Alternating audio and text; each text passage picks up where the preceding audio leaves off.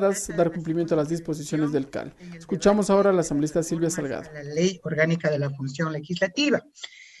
Precisamente para recordar y precisar de que hace algunos años atrás, en el periodo anterior de la Asamblea Nacional, igualmente quizás en los finales de esa etapa, también se discutía las reformas a la Ley Orgánica de la Función Legislativa.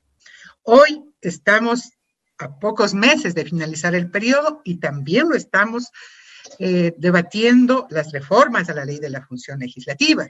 Y también está de por medio el hecho cierto de que la conveniencia o no, o la legalidad o la constitucionalidad de que esta ley tenga que remitirse al colegislador, en este caso al presidente de la República, o de por sí esta ley debería actuar su vigencia, basta que el órgano legislativo está haciéndose su propia ley de funcionamiento. Es un tema pendiente.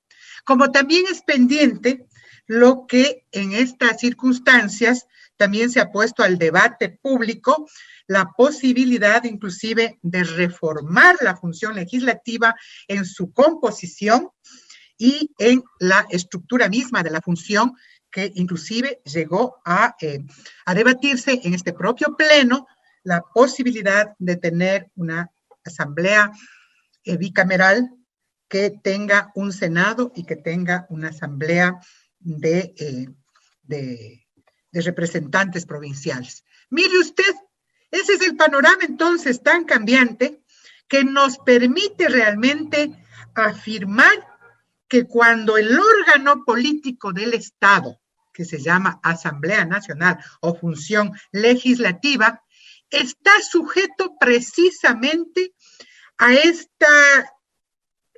estos escenarios en donde las circunstancias pueden ser muy cambiantes y va a depender mucho de la legitimidad que demos quienes decimos representar a ese pueblo ecuatoriano y que generalmente la obtenemos como resultado de un proceso electoral.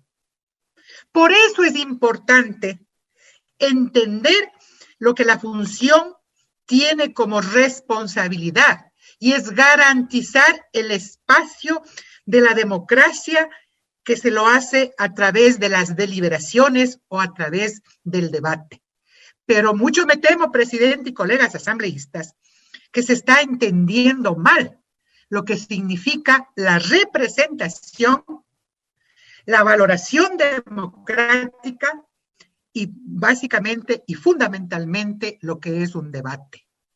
Como la exposición de las ideas, de los argumentos, de lo que motiva, de lo que se asume uno en la representación de los intereses sociales y políticos.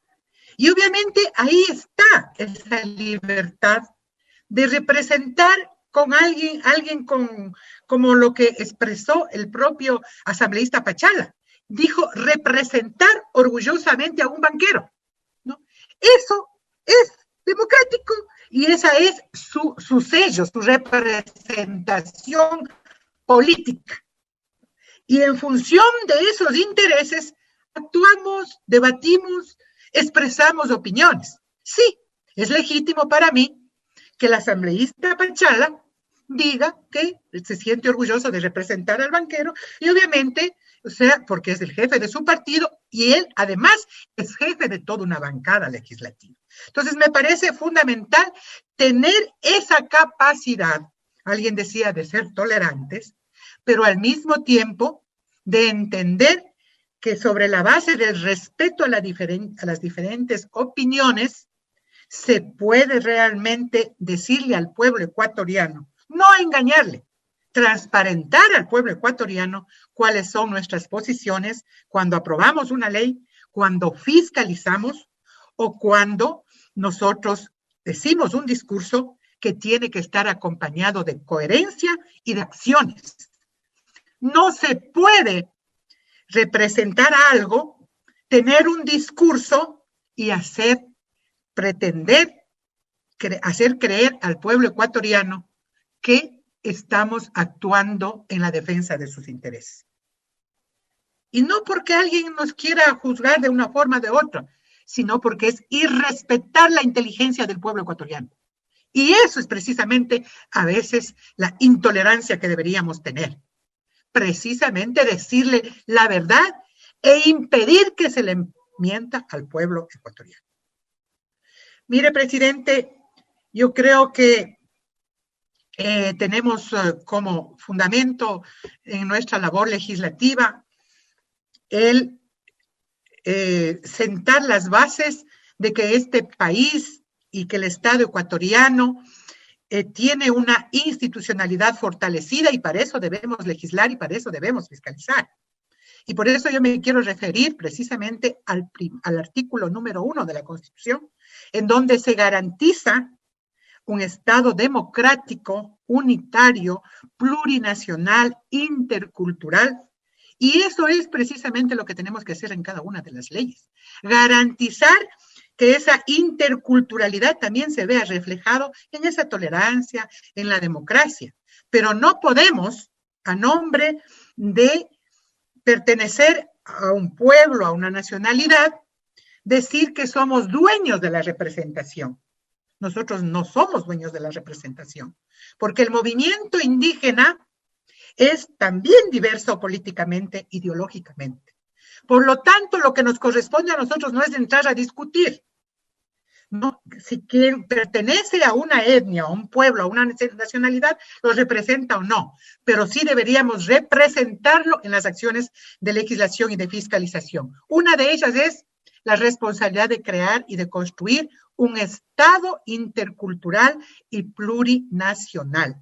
Y cuando decimos eso, estamos y debemos garantizar los derechos colectivos de esos pueblos, y no solamente del movimiento indígena, sino de los pueblos afrodescendientes, de los pueblos montubios. Eso dice la Constitución. Y en la ley, precisamente, cuando se refiere a la Comisión de Derechos Colectivos, únicamente se restringe al pueblo indígena.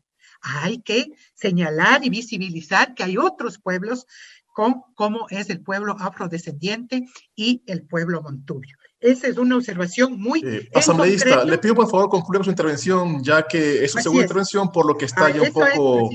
Así es. Entonces, en el punto correspondiente de la Comisión de los Derechos Colectivos, no es únicamente de los pueblos indígenas, sino del pueblo afrodescendiente también y del pueblo montubio. En el artículo 10, donde se garantiza el principio democrático de elegir a las autoridades de acuerdo a la votación mayoritaria, me parece fundamental que en esta asamblea también debería incluirse la paridad de género y precisamente la interculturalidad. No podemos hacer leyes en donde se exija la representación de los hombres, de las mujeres en igualdad de condiciones y en la asamblea tener autoridades en donde esto no se aplique. Me parece fundamental observar en el artículo 10. En el artículo 21 sobre las comisiones especializadas, en el numeral 8, respecto a las competencias de las comisiones de la Comisión de GATS, incluir, ya que no se crea, como alguien propuso, una comisión específica para fronteras, incluir dentro de la competencia de comisión de GATS el tema de fronteras, el tema amazónico y el tema de Galápagos. En el numeral 12 de este artículo 21, sobre los derechos colectivos de las comunidades y nacionalidades indígenas, igualmente insistir en el tema de afrodescendencia y montubios. Y en el artículo 9, finalmente, garantizar el tema de la paridad en la conformación del Comité de Ética. Artículo 30 sobre la unidad técnica legislativa en el literal B. Precisamente la concordancia de la competencia sobre observar la concordancia de proyectos de ley con la legislación internacional. Recordar que el sistema universal de derechos humanos tiene instrumentos como las comisiones y sus informes anuales. Por lo Muchas tanto, gracias, asambleísta Salgado. Los mecanismos de derechos humanos. Gracias, presidente. Estas son las observaciones y ratifico el apoyo y la necesidad de reformar esta ley, sabiendo que cambiarán las condiciones dentro de poco tiempo y tendremos la mayor legitimidad para decir que legislar y fiscalizar responde a los intereses del pueblo y no a intereses de élites, peor aún, de quienes teniendo el poder económico pretenden sojuzgar a la mayoría del pueblo ecuatoriano, utilizando la representación inclusive gracias, de los pobres y de los pueblos indígenas en este país. Muchísimas gracias.